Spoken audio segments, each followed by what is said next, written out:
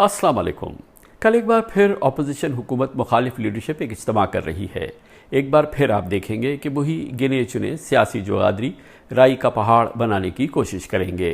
नवंबर 2019 की तरह से हुकूमत के जाने के दिन उंगलियों पर गिन गिन कर आपको बताया जाएगा, मगर आप इत्मीनान रखें और मुकम्मल इत्मीनान रखें। न जब कुछ हुआ ना अब कुछ होगा।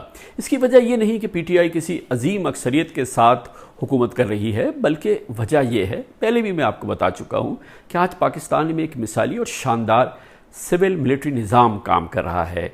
इस निज़ाम में मिलिट्री लीडरशिप वज़ीर आज़म इमरान खान और उनके साथ जनाब आसिफ ज़रदारी, बिलावल भुट्टो, दूसरी जानिब नवाज शरीफ, शहबाज शरीफ भी शरीक हैं। यकीन रखें, और ये इत्मीनान की बात है यकीनन।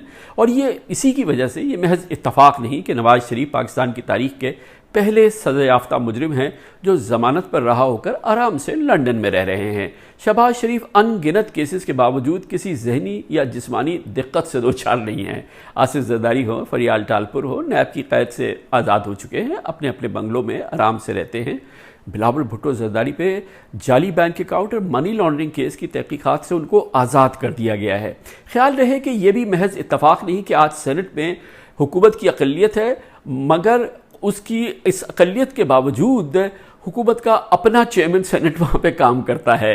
ना कभी बजट के पास होने में रत्ती बराबर मसला हुआ और ना ही किसी कानून साजी में। बिल्कुल बेफिक्र हो जाए, आप अपने काम पर तवज्जो दें, नेटफ्लिक्स पर कोई मूवी लगा लें, इंजॉय करें। पाकिस्तान तरक्की की शाहराह पर गामजन है और आगे अच्छा ही अच्छा है इंशाअल्लाह।